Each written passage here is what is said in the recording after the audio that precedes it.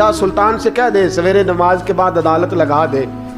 سویرے جب عدالت لگی نا تو خواجہ معین الدین صاحب بازو پکڑا خواجہ قطب صاحب کا, نکلے تو دیکھا لائنیں لگی ہیں, مجمع لگا ہے, آنکھوں میں آنسو آ گئے.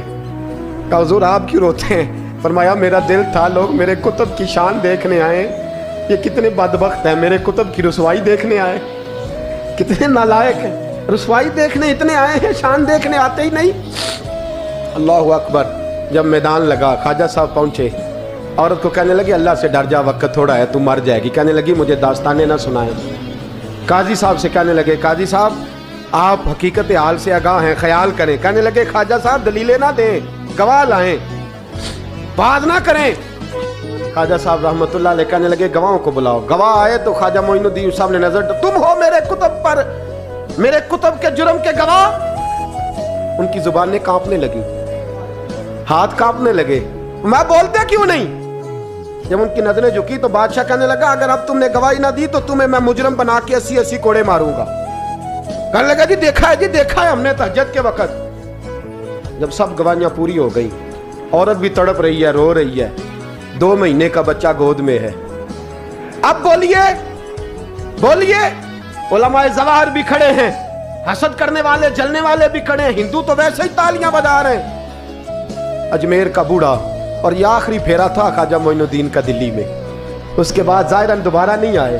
اٹھے لاٹھی ٹکاتے اور میدان کے اندر جا کے نا, بڑے میدان میں مجمع تھا, سر سجدے میں رکھا.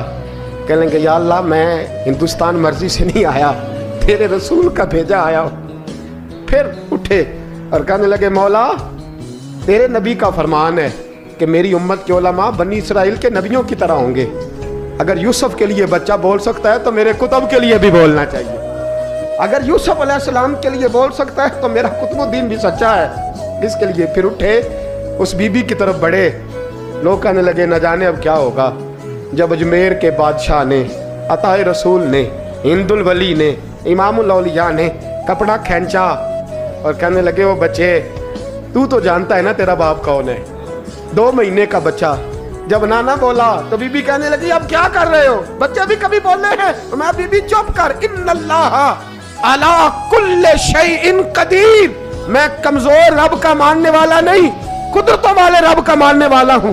وہ چاہے تو بچے بھی بولتے ہیں. قرآن کہتا ہے حضرت عیسیٰ بولے تھے انی عبداللہ آتانی الکتاب. مریم بھی تو ولی اللہ تھی, وہ نبی تو نہیں تھی. اگر ولی اللہ بنی اسرائیل کا ہو بچہ بول سکتا ہے, تو اگر ولی اللہ محمد عربی کی امت کا ہو تو بچہ پھر بھی بول سکتا ہے.